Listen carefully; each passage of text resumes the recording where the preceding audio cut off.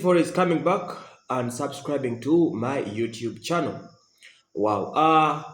Congrats to our friends in Kenya. Wow, these Kenyans are taking content creation to a very big level. This guy is just changing everything.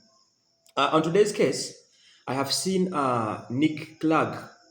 Nick Clegg, this is the president, global affairs of Facebook. Some of the pictures you're seeing, that is the summit Nicholas Clegg was having with the president of Kenya. Can you imagine a president of a whole nation understanding the power of content? I feel like I want to read for you this article, which came from President William Samoei Ruto, the president of Kenya, and what he tweeted about the visit of this gentleman, Nicholas Clegg. Uh, Samoei said that June will be the turning point for our content creators. They will begin monetization of their content as part of our efforts to create jobs for the youth. Hosted Facebook President of Global Affairs, Nick Clegg or Nicholas Clegg, during a meeting with Facebook management team on monetization, man, at State House in Nairobi. This is really wonderful and amusing. I was like, why did this guy just crossing over only?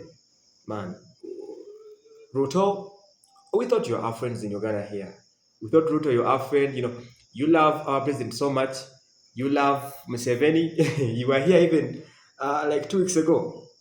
So why didn't you tell this gentleman to also come over to Uganda? You see, I just feel happy for our guys in Kenya. I feel like even shifting to go to start living in Kenya, because Kenyans have just got to understand and realized that technology, content creation is the way to go. Africa as a continent, we are focusing on how we can market Africa, because the next big thing in Africa is gonna be content creation. One, secondly, it's about tourism. Automatically, if you want to push tourism, you have to make sure your content creating culture is really nice and favorable for the people. The challenge you're having in Uganda here, our president, maybe with the ministers and others who are concerned, they've not yet understood the power of content. They have not understood what content means. Can you imagine? Facebook in Uganda has been down for over now almost 4 years, because it was shut down during the times of campaigns. It was 2019, if I'm not mistaken. 2019, politics infiltrated into Facebook and other social media affairs. We ended up being switched off from Facebook. Ever since 2019 up to now, this now 2024, in Uganda, we are using VPN to access Facebook. Can you imagine? So, yet in the country like Uganda, we are crying of lack of jobs, a lot of unemployment, very people are suffering because we don't have jobs, just because our leaders, maybe, I don't know how to say that they lack vision, but they are not visionary enough. Or maybe we are still in others are moving to the digital era. For us, we are still backward. But now our friends in Kenya, just imagine, this guy, Nicholas, came all the way from the Facebook headquarters to Kenya just to discuss the issues of monetization. Can you imagine? Which means that this president and the whole team in the country, they just got to understand that this era of the young generation is focused on content creation. Actually, I have very many friends who are content creators in Kenya. Some of them in Uganda here have been visiting Kenya. It's like Shani Vlog had to go to Kenya. Larry Yugi Connect had to go to Kenya. Ray Kembabazi, they all had to go to Kenya to do content from there. I've been studying Kenya's content creation, but this is the country whereby they have varieties and lots of content types, from comedy, from vlogging, tourism. These guys are practicing pranks. In my country, man, practicing a prank is one of the most difficult things. Maybe because we are scared of everyone. We look at everyone as a threat to us. In Uganda here, this is the country whereby you remove out your camera to film someone, you just end up with a blow or a punch.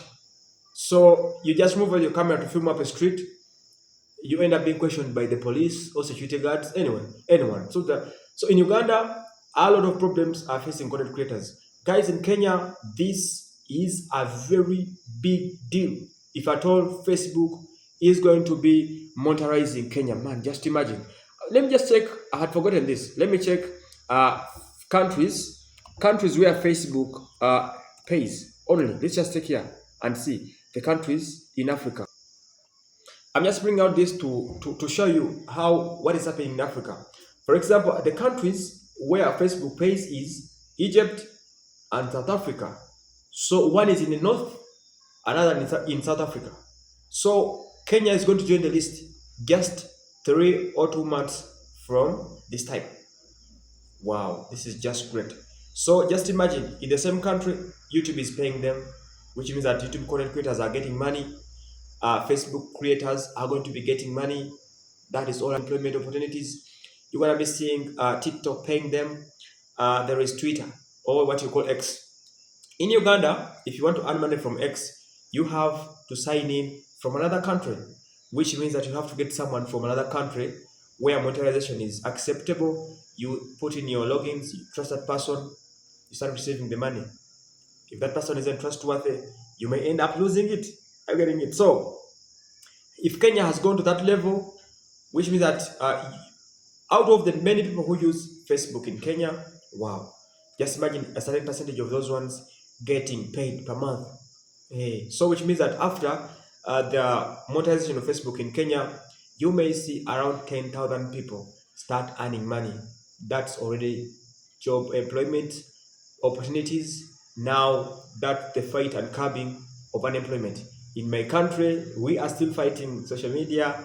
In my country, Facebook is still closed due to maybe political ambitions. No one is giving a clear reason as to why Facebook is still out, because whenever I discuss about it, no one is responding. But the main reason as to why it was closed, because of the misuse. I think in Uganda, the only solution for that was to educate the youth on how to use it, because many of us have worked on internet, have gained money, we've received enough gifts, enough things. We have changed life because of this social media thing. So Kenyans, President Samuel Ruto, I don't know how to which Swahili word to use, lakini wacha niseme asante baba. Asante baba kwa ku I want to use some Kiswahili. Don't laugh at me, guys. Asante baba kwa kuleta Facebook.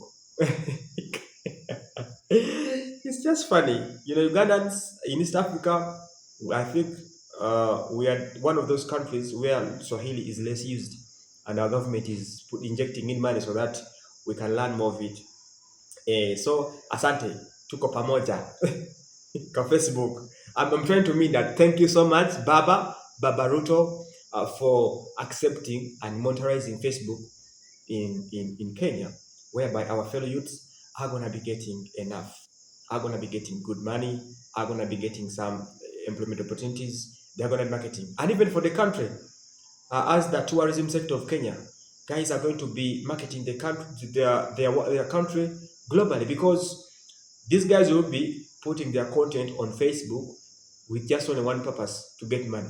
They will end up pushing the country's economy, they will end up pushing the country's tourism.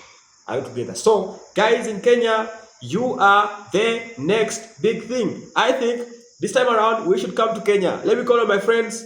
Guys, whoever is doing content, I think we should shift to Kenya, because a lot of freedom is in Kenya. You are allowed to film anything you feel like.